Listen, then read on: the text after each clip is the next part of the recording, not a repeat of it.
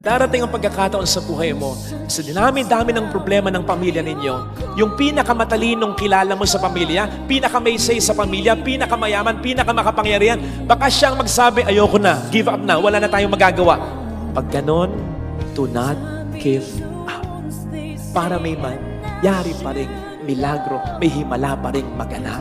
Walang mangyayari kung lahat kayo mag-give up. Dapat may lumaban.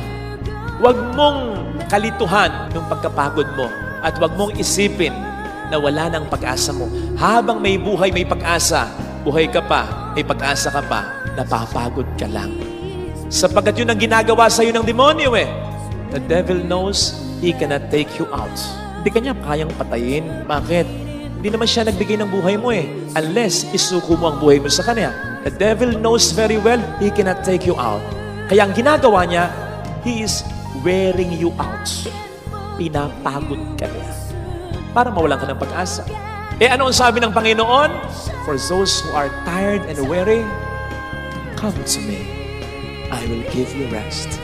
Alam ng Panginoon mapapagod ka. Alam niya. Kaya yung demonyo, inuunahan na niya. Pag napagod ka, huwag kang lalapit sa demonyo. Mas lalo kang mawawala ng pag-asa, diskarte sa buhay. Lumapit ka sa akin. Bibigyan kita ng kapahinga sapagkat magginhawang dalhin ang aking pasanin. Father, teka. Sabi mo, bibigyan niya ako ng pahinga. Bakit bibigyan niya pa rin ako ng pasanin?